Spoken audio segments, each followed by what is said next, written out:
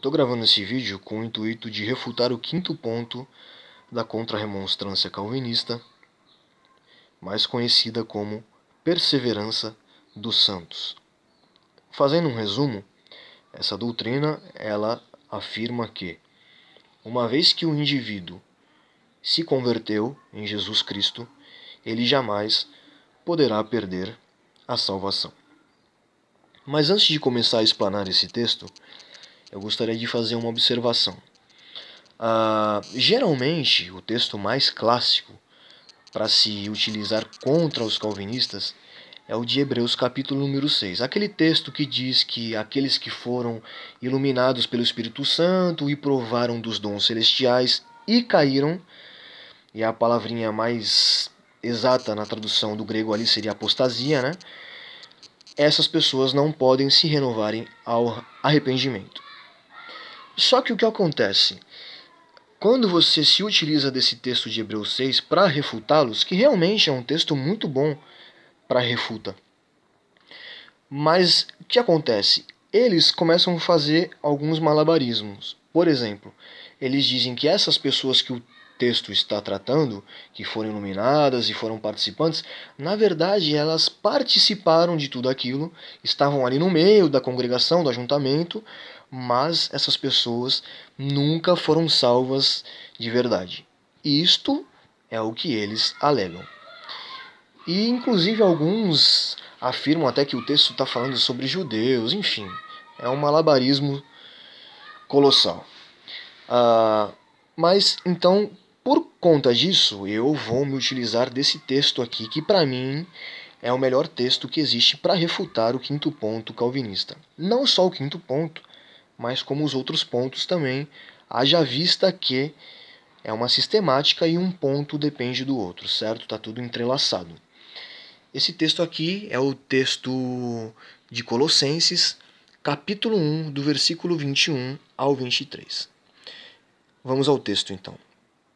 Há bem pouco tempo, sendo vós alheios a Deus e inimigos pelos vossos pensamentos e obras más, eis que agora ele vos reconciliou pela morte de seu corpo humano, para que vos possais apresentar santos, imaculados e irrepreensíveis aos olhos do Pai. Para isto é necessário que permaneçais fundados e firmes na fé, inabaláveis na esperança do Evangelho que ouvistes, que foi pregado a toda criatura que há debaixo do céu, e do qual eu, Paulo, fui constituído ministro. Bom, então aqui nós temos um texto, uma epístola do apóstolo de Jesus, chamado Paulo, à igreja de Colossos. Então, no verso 21, ele está tratando de um tempo. Qual é o tempo? O passado. Veja que ele fala há bem pouco tempo, então ele está tratando do passado. Então, nesse passado, essas pessoas eram alheias a Deus, certo? E também inimigas de Deus. Então, nós temos o passado, onde essas pessoas não eram salvas, haja vista que eram inimigas de Deus. No verso 22, a coisa já muda um pouco. Eis que agora ele vos reconciliou. Então, quando ele expressa esse agora, ele já está tratando de um outro tempo. Qual é esse tempo? O presente. Só que é o presente momento em que ele está escrevendo a carta. Então, nesse momento presente em que Paulo está escrevendo a carta, essas pessoas estão reconciliadas, ou seja, essas pessoas estão salvas. E aí no verso 23, o panorama já muda de novo. Por quê? No verso 23, ele está lançando uma projeção futura da coisa. Olha só. Para isto o quê? Perceba que o verso 23 é um complemento do verso 22. Então esse para isto significa se apresentar santos, imaculados e irrepreensíveis aos olhos do Pai. Então, para que essas pessoas se apresentem santos, imaculadas e irrepreensíveis aos olhos do Pai, ou seja, para que essas pessoas sejam salvas, em algumas traduções ele usa também a palavra desde, né? É necessário que permaneçais fundados e firmes na fé. Ou seja, quando ele utiliza essa expressão aqui, ou desde, e coloca o necessário, ele está expressando o quê? Está expressando uma condição. E que condição é essa? Olha aqui o complemento. A condição é que permaneçais fundados e firmes na fé, inabaláveis na esperança do Evangelho. Certo? Então, olha só o que está acontecendo aqui.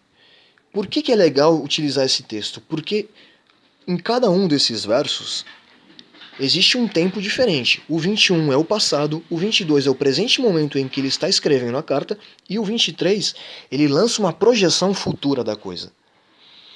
E no verso 21, as pessoas não eram salvas. E no verso 22, essas pessoas estão salvas. Aí já começa a destoar com a doutrina calvinista. Por quê? Na doutrina calvinista, segundo a predestinação que eles defendem, que a pessoa já foi predestinada por Deus, elas já nascem salvas. Por mais que essas pessoas ainda não tenham professado a fé em Jesus e estejam numa vida desregrada fora do Evangelho, elas jamais podem ser consideradas inimigas de Deus. Você está entendendo? Por quê? Porque elas são salvas desde o princípio por Deus. Ora, quem é salvo não pode ser inimigo, por mais que ainda não esteja no Evangelho e que esteja vivendo uma vida desregrada. Essas pessoas não podem ser inimigas de Deus, porque elas já são salvas. Então aí você já começa a perceber que não bate com a doutrina calvinista. Mas vamos lá. A cereja do bolo não está nem nesse verso aqui que eu explanei agora. A cereja no bolo é o 23. Por quê? Como no 22 ele está tratando de um povo que está salvo no presente momento, ele lança uma projeção futura no 23 de uma possibilidade de afastamento do Evangelho. Ou seja, quem se afastou do Evangelho perde a salvação. Por que Paulo expressaria que era necessário que eles permanecessem fundados e firmes na fé e inabaláveis na esperança do Evangelho? Se ele soubesse que não existe perda de salvação. Você está entendendo? Aqui claramente ele está expressando que o quê? Olha, quem continuar será salvo. Agora, dentre esses salvos do verso 22 que não continuarem, não serão salvos. Isso fica bem claro, até uma criancinha do ensino fundamental consegue interpretar esse texto dessa maneira. Portanto, esse texto aqui é o melhor texto para refutar esse ponto calvinista e mostra que esse quinto ponto calvinista não há embasamento bíblico algum e não há respaldo bíblico para defender que a salvação não se perde.